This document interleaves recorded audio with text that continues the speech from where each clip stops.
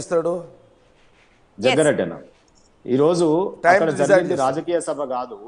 అక్కడ జరిగింది ఏంటంటే కాంగ్రెస్ పార్టీ ప్రభుత్వము కేఆర్ఎంబికి దఖలు చేసినటువంటి హక్కులని దానివల్ల ఇక్కడ దక్షిణ తెలంగాణ ప్రజలు ముఖ్యంగా నల్గొండ, రంగారెడ్డి, మహబూబ్ నగర్, ఖమ్మం ప్రజలు, హైదరాబాదు తాగునీటి అవసరాలు ఇవన్నీ కూడా ఫ్లోరైడ్, వలస, కరువు ప్రాంతాలైనటువంటి ఈ ప్రాంతానికి ఆ నిర్ణయం వల్ల కాంగ్రెస్ పార్టీ ప్రభుత్వం తీసుకున్న నిర్ణయం వల్ల తీవ్ర అన్యాయం జరుగుతుంది. కాబట్టి అక్కడ ప్రజలకు ఇది విశదీకరించి ఏం జరుగుతుందో పోరుబాటలో మళ్ళీ ఒకసారి కేసీఆర్ గారి భుజస్కంధాల పైన పోరు చేయాల్సిన పరిస్థితి ఏర్పడ్డది. కాబట్టి వెంటనే స్పందించకపోతే బాగుండదని తన అనారోగ్యాన్ని లెక్క చేయకుండా ఈ రోజు నల్గొండలో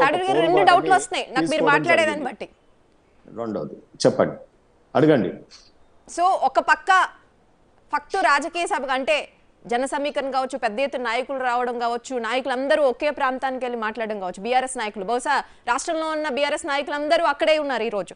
సో దీన్ని రాజకీయ సభ కాదని అనలేం. మరోపక్క మంత్రులు, ఎమ్మెల్యేలు, సీఎంతో సహా అక్కడికి వెళ్తే అది రాజకీయ సభ అవుతుందా? ఇక్కడ జనాన్ని పోగేసి వచ్చిన సభ రాజకీయ సభ అవుతుందా? ఇదొక క్వశ్చన్. ఇంకొకటి, గత 10 ఏళ్లుగా అధికారంలో ఉండి ఇప్పుడు అదే అంశం కోసం వేరే అపోజిట్ పార్టీని అడగడాన్ని ఏ విధంగా చూడాలి? గత 10 ఏళ్లుగా మీరు దీనికోసం ఎందుకు పోరాడలేదు? ఇంత పెద్ద సమస్య, ఇంత సీరియస్నెస్ ని కేసీఆర్ ఈరోజు ఎక్స్ప్రెస్ చేశారు. దీనిపై ఇన్ని రోజులు మీరు ఎందుకు యాక్ట్ చేయలేదని ప్రజలు అడిగే సిచ్యువేషన్ లేదా? డౌట్ రాదా? మీరు జనరల్ క్వశ్చన్ అడుగుతా ఉన్నారు. ఇది చూడండి, ఎందుకు ఈ సమస్య ఇప్పుడు తీసుకున్నామంటే మేము 9.5 ఏళ్లు కేఆర్ఎంబికి ఒప్పజెప్పకుండా కాపాడగలిగినాం. మేము చాలా దృఢ చిత్తంతో ఆ రోజు ఉన్నాం. కాబట్టి మేము వారి ఆటలు సాగనివ్వలేదు, పక్క రాష్ట్రమైన కేంద్రమైన. సో కేఆర్ఎంబిని మేము వ్యతిరేకించినాం మొదటి నుండి. ఎప్పుడు శాశ్వత పరిష్కారం ఎత్కనికే మేము సుప్రీంకోర్టు అందరికన్నా మొదలు తెలంగాణ రాష్ట్రం రాకముందే కేసు వేయడం జరిగింది టిఆర్ఎస్ పార్టీ ద్వారా. అది మీరు డేట్లు కమలంలోకి తీసుకోండి. ఆ తర్వాత కూడా బచావత్ ట్రిబ్యునల్ కేటాయించేటటువంటి హక్కులే పర్మనెంట్ హక్కులు.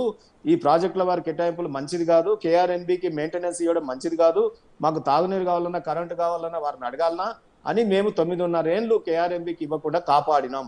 దాన్ని వచ్చి రాగానే 60 నెలలలోనే ఒక పెద్ద అంటే దక్షిణ తెలంగాణ ప్రాంతంలో ఒక పిడుగుపడ్డట్టు ఈరోజు కాంగ్రెస్ పార్టీ ప్రభుత్వం కేఆర్ఎంబికి మరి అన్ని అధికారాలను దఖలుపరుస్తూ రాసినారు యాక్సెప్టెన్స్ లెటర్. సో దాని మీద మేము ఈ రోజు అడుగుతా ఉంటే ఏమంటున్నారు అంటే, అది అధికారి రాసినారు, అది చిన్న స్థాయి అధికారి, అది మంత్రి మేమా, ముఖ్యమంత్రి గారు రాసినారా, దాన్ని ఎట్లా చెల్లుబాటు అవుతుంది అని అంటే, ఎవరు రాసినారు కదా మీ ప్రభుత్వ హయాంలో.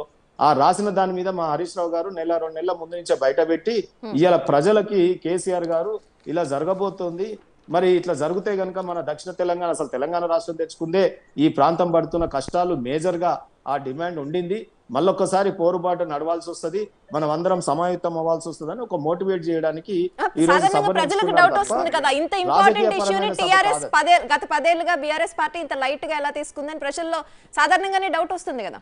అరే మళ్ళీ అట్లనే అంటున్నారు, 9.5 ఏళ్లు మేము కాపాడు శాశ్వత పరిష్కారం చూపించే ఛాన్సెస్, శాశ్వత పరిష్కారం కేంద్రం ప్రయత్నం చేయలేదు. బ్రిజేష్ బచావత్ ట్రిబ్యునల్ చేతిలో ఉంది, ఇండైరెక్ట్ గా కేంద్రం చేతిలో ఉంది. ఈ బీజేపీ పార్టీని అడగాల్సిన ప్రశ్న మనం అడుగుతా ఉన్నారు. ఈ తెలంగాణ రాష్ట్రంలో ఉన్న బీజేపీ నాయకులు అక్కడ కేంద్రాన్ని అడగశాత కాదు, తెలంగాణ ప్రజలు ప్రయోజనాల గురించి రారు. ఎంతసేపు వారు మా అమిత్ షా వస్తుండు అయిపోయింది బీజేపీ గెలుస్తుంది, మా మోడీ వస్తుండు ప్రసంగాలతో గెలుస్తారా అంటే తెలంగాణ ప్రజల మనసుని వృత్తి ప్రసంగాలు ఎవరికి కావాలి, ఏమైనా చెయ్యాలి కదా, ఆడికెళ్ళి ఏమైనా దేవాలి కదా. ఒక ప్రాజెక్ట్కి ఏమైనా 1 రూపాయి ఇచ్చిరా, ఆయన మాకెందుకు చెప్పలేదు అంటున్నాడు. ఇంత పెద్ద కాళేశ్వరం కట్టినా, పాలమూరు రంగారెడ్డి కట్టినా, ఇంకో ప్రాజెక్టు కట్టినా, ఒక్క ప్రాజెక్టు కన్నా 1 రూపాయి ఇచ్చిన దాఖలా ఒకటి చూపించమన్నాడు మన కేంద్రము ఒక్క ప్రాజెక్ట్ అసలు ఈడ కాదు. దేశంలో నేను పదే ప్రశ్నిస్తా ఉన్న బీజేపీ నాయకులను ఈ మధ్యన కలిసినప్పుడల్లా, ఈ దేశంలో ఎంతో కొంత కట్టింది బహుళార్థ సాధక ప్రాజెక్టులు నెహ్రూ గారే యాంలో, కానీ మేము కట్టినాం కొన్ని ప్రాజెక్టులు. ఇప్పుడు ఆ తర్వాత బీజేపీ పార్టీ దేశంలో ఒక్క ప్రాజెక్టు పేరు చెప్పానండి, ఒక ప్రాజెక్ట్ కట్టినాము. వారికి నీటిపారుదల శాఖ మీద రైతులు చూడండి మొత్తం దేశాల ఉద్యమం అయినట్టుగా జరుగుతుంది. పంజాబ్, హర్యానా అదనంగా ఆయకట్టు పరిధిలోకి తీసుకురావడానికి కొన్ని ప్రాజెక్టులను తెలంగాణ రాష్ట్రం కట్టుకుంది. వాటి పర్మిషన్ల కోసం ఈ పాటికే కేంద్ర ప్రభుత్వం వద్దకు వెళ్ళి ఉండాలి కదా, వాటి కోసం అటు హక్కుల కోసం ఇప్పటికే క్వశ్చన్ చేసి ఉండాలి కదా కేంద్రాన్ని. అదనంగా ఆయకట్టు అది తీసుకుని రావడానికి కట్టిన ప్రాజెక్టులు అసలు క్వశ్చన్ చేయలేమండి. ఈ దేశంలో ఒక తెలంగాణ రాష్ట్రం ఉంది, ఆ తెలంగాణ రాష్ట్రం కొత్తగా ఏర్పడ్డది, ఆ కొత్తగా ఏర్పడిన దానికి ఒక జాతీయ ప్రాజెక్ట్ హోదా ఇస్తామన్నారు. ఒక్క ప్రాజెక్ట్ కన్నా మనం కనీసం రాష్ట్రం కట్టుకుంటుంది కదా, కొన్ని పైసలన్నా మనం వారికి సపోర్ట్ చేద్దాం. ఈ రకంగా వారి యొక్క బాధ్యతను విస్మరించినారు. అందుకే తెలంగాణ ప్రజలు వారు బైకేట్ చేసినారు. 8 సీట్లు మాత్రమే గెలిచిరు.